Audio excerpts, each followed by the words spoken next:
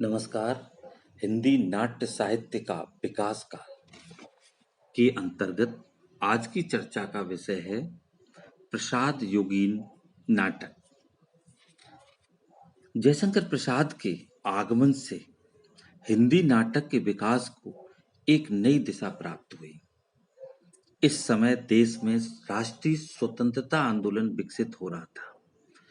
व्यापक सांस्कृतिक राष्ट्रीय चेतना की लहर ने इस समय साहित्य को प्रभावित किया। इसीलिए भारत के अतीत की खोज एवं वर्तमान समस्याओं व दुर्बलताओं से लड़ने का साहस प्रसाद के नाटकों की प्रेरणा बने।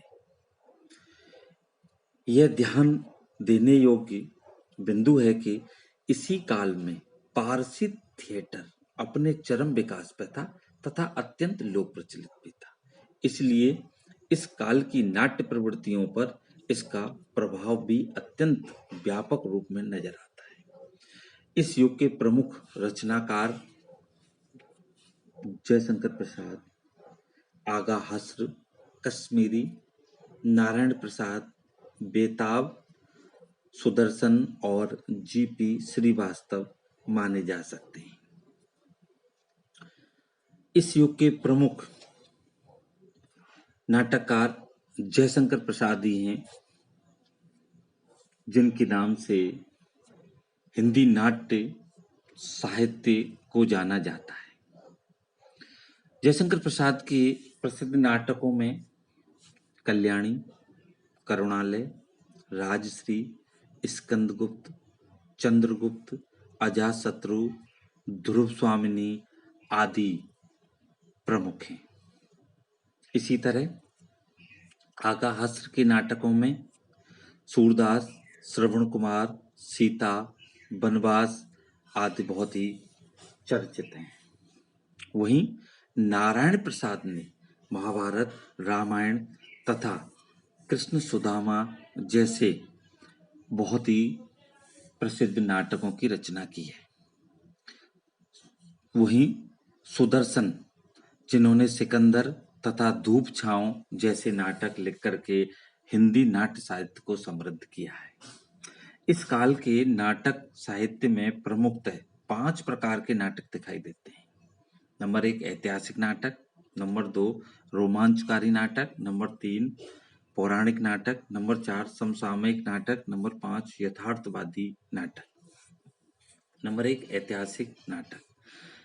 यह इस युग की सर्वाधिक महत्वपूर्ण प्रवृत्ति है।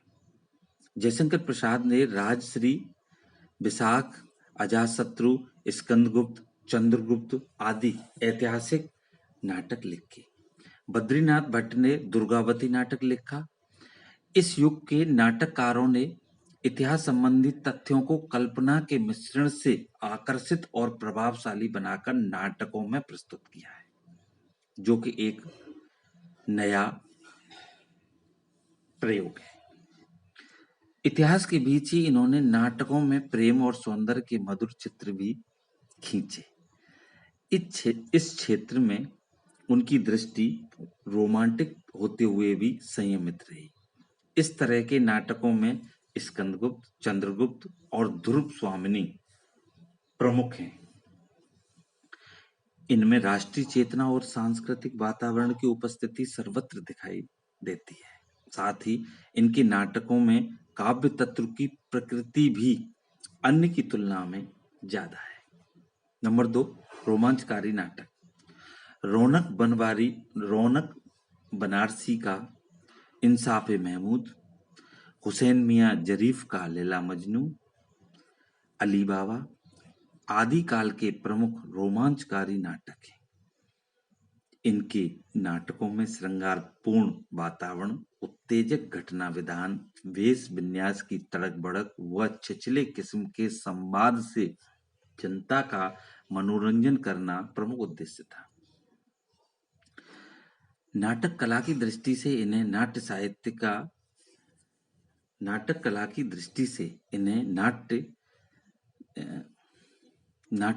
दृष्टि से इन्हें साहित्य नाटक नहीं माना जा सकता। नंबर 3 पौराणिक नाटक। पौराणिक नाटक एक ओर तो नैतिक उद्देश्यों से भरे हुए थे, किंतु दूसरी ओर रोमांचकारी प्रभाव उत्पन्न करने का भी प्रयास करते रहे। वस्तुतः पौराणिक नाटकों में कुछ नाटक सुदर्शन आदि ने लिखे। समसामयिक नाटक, इन नाटकों में समसामयिक समस्याओं को उभारा गया है, परंतु उसमें गंभीर विश्लेषण का अभाव है। इनमें हास्य का प्रयोग किया गया है, परंतु अति नाटकीयता व सस्ते किस्म के हास्य ने नाटकों के उद्देश्य को क्षति पहुंचाई है। प्रमुख उदाहरण इस प्रकार है: बेचैन शर्मा उग्र कृत चार बेचारे, उज्बक जीपी श्रीवास्तव कृत उलटफेर विवाह विज्ञापन तथा राधे श्याम कथावाचक कृत काउंसिल की मेमोरी आदि प्रमुख हैं।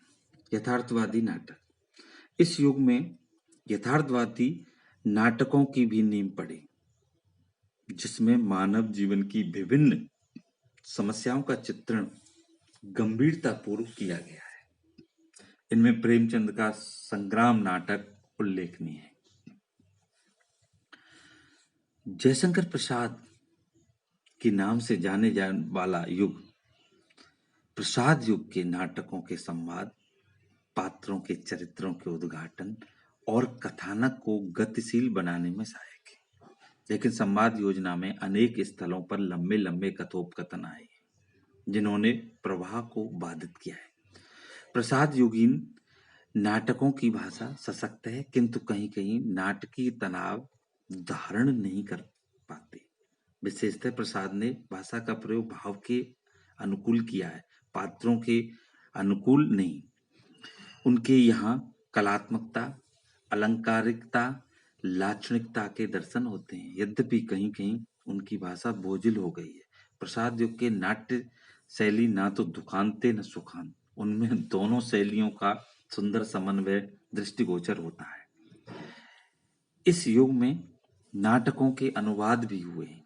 मैथिली शरण गुप्त ने भास के स्वप्न वासवदत्ता का अनुभव किया है। उदाहरण के रूप में हम देख सकते हैं कि मैथिली शरण गुप्त का एक अनुवाद है स्वप्न वासवदत्ता, जो कि बहुत ही प्रसिद्ध हुआ है। रविंद्र कुमार ठाकुर और गिरीश घोष के नाटकों के अनुवाद भी इस युग में देखे जा सकते हैं। अगला जो बिंदु है वो है प्रसादोत्तर स्वतंत्रता पूर्व हिंदी नाटक।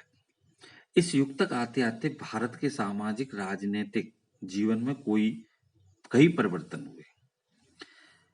अब जीवन की भावनाओं और आदर्श का स्थान यथार्थ ने ले लिया था। राष्ट्रीय स्वतंत्रता आंदोलन में